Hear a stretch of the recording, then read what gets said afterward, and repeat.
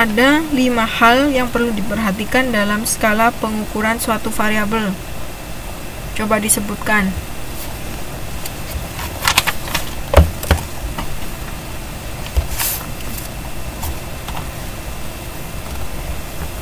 Hal-hal yang diperlukan dalam skala pengukuran suatu variabel. Ada 5.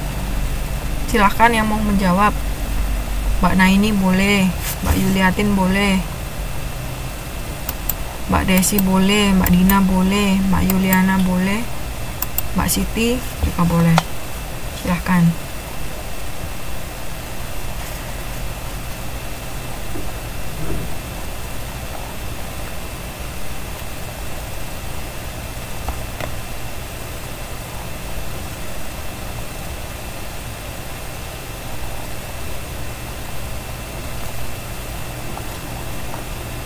Ya betul, variabel kuantitatif selalu diukur pada skala kualitatif, bukan kuantitatif. Untuk Mbak Desi silakan dibetulkan, yang betul adalah variabel kualitatif, bukan kuantitatif. Ya. Yang kedua, silahkan, ada lagi yang mau jawab yang kedua?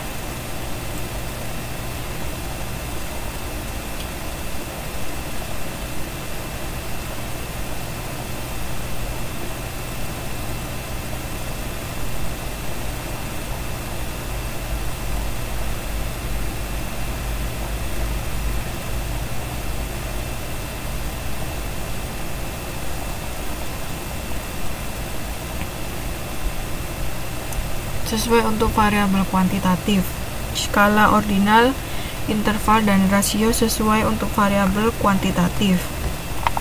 Yang ketiga,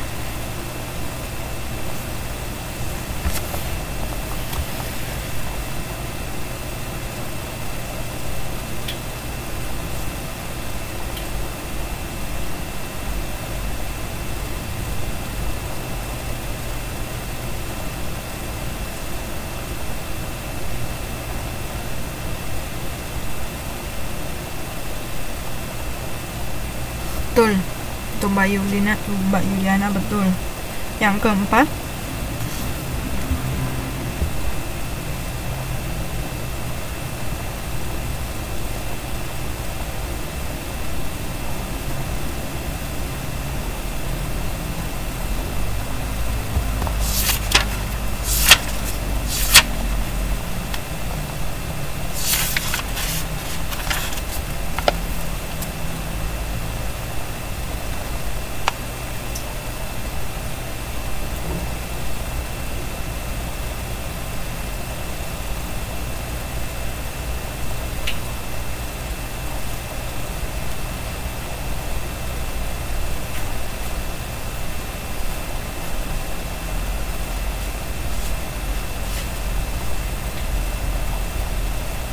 ya, skala rasio adalah skala untuk variabel kuantitatif yang paling informatif. Oke, sudah bisa semua. Kita lanjut ke perbandingan data. Nah, dalam ilmu sosial seringkali kita jumpai data yang merupakan ukuran-ukuran relatif, di mana data tersebut merupakan hasil perbandingan yang diwujudkan dalam bentuk rasio, proporsi, persentase, serta rate. Nah, perbandingan itu sendiri pada dasarnya dilakukan dengan 2 cara. Yang pertama melalui pengurangan dan yang pertama adalah pengurangan, yang kedua adalah pembagian.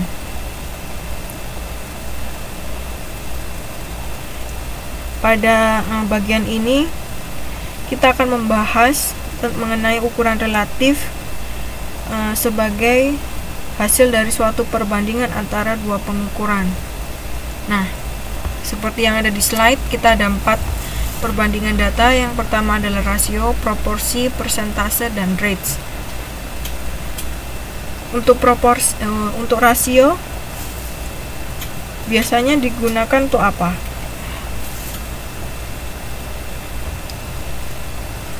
Untuk perbandingan rasio biasanya digunakan untuk apa?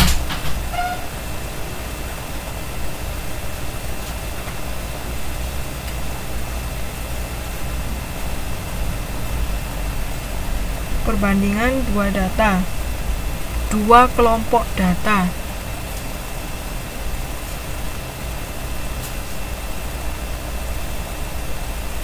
Perbandingan jumlah murid dari tahun ke tahun. Maksudnya Mbak Yuliana gimana? Contohnya, perbandingan jumlah murid dari tahun ke tahun.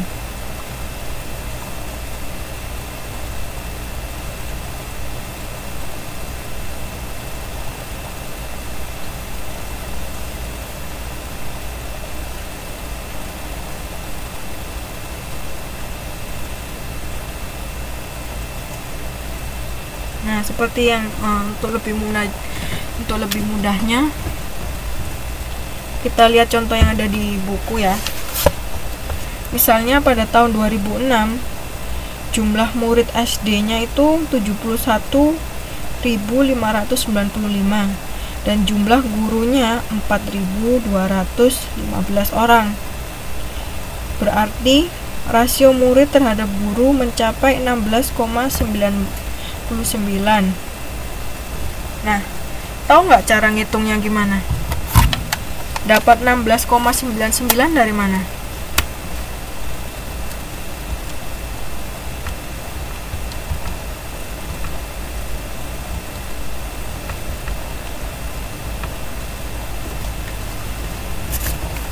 Yang lain, Mbak Yuliatin nggak tahu, Mbak Desi nggak tahu.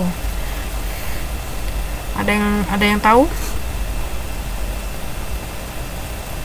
Ya, dibagi, betul Mbak Siti. Berapa dibagi berapa? Sehingga ketemu 16,99.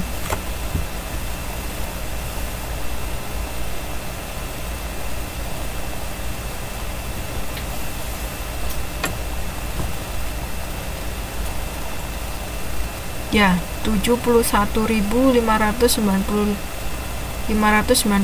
dibagi dengan 4.215. Betul. Nah, ini artinya berarti satu guru itu rata-rata beban mendidik muridnya itu 16 sampai 17 murid. Kemudian contoh yang lain. Contoh berikutnya. Perbandingan perolehan suara untuk kursi di DPR antara PDIP dan PKB.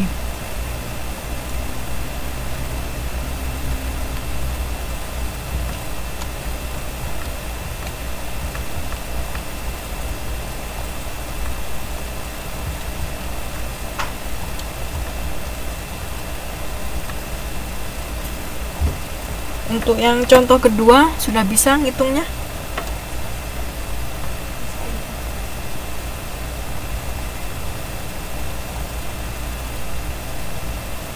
Ya, dibagi juga.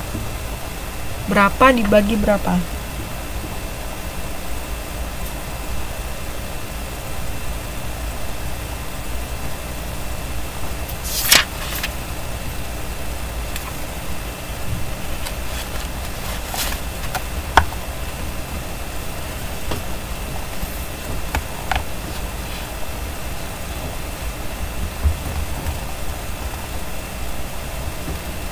Untuk contoh yang kedua, berapa dibagi berapa?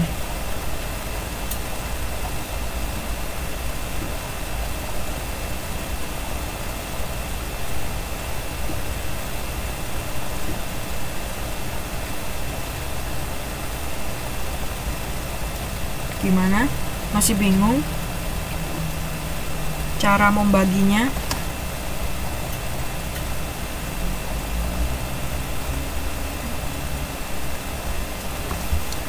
Sama seperti contoh yang pertama Mbak Yuliana.